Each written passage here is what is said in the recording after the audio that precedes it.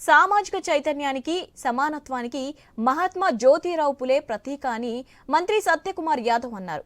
అట్టడుగు వర్గాలు, బలహీన వర్గాల ప్రజల అభ్యున్నతికి అనేక కార్యక్రమాలను నిర్వహించడం జరిగిందన్నారు.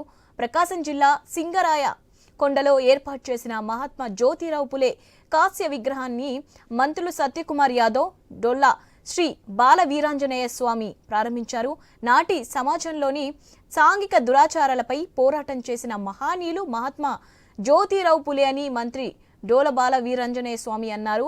మహిళా విద్య కోసం పూలే దంపతులు ఎనలేని కృషి చేశారని చెప్పారు. పులే ఆశయాలకు అనుగుణంగా కేంద్ర రాష్ట్ర ప్రభుత్వాలు పనిచేస్తున్నాయని స్పష్టం చేశారు.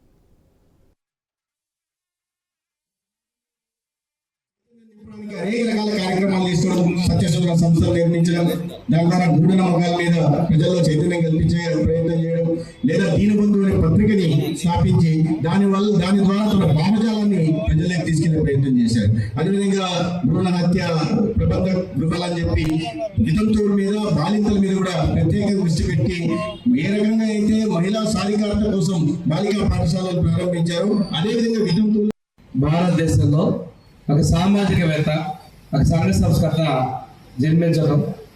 జన్మించడమే కాకుండా వారు రైతుల కోసం ఉద్యమాలు చేశారు, ప్రజల కోసం చేశారు, మహిళల కోసం, బాలికల కోసం ఉద్యమాలు చేశారు.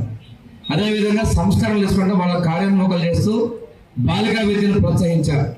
సామాజికంగా ఉన్నటువంటి దురాచారాలను రూపమాపే విధంగా వారు కృషి చేయడం, వారి సతీమణిని కూడా విద్యను అభ్యసించి మహిళలను కూడా టీచర్గా సమర్థవంతంగా నిరూపించుకోవడం అని చెప్పేసి ఆ విధంగా కూడా వారిని ప్రోత్సహించడం కూడా మనం గమనించుకోవాల్సిన విషయం ఉంది. భారతదేశంలో ఒక సామాజికవేత్త,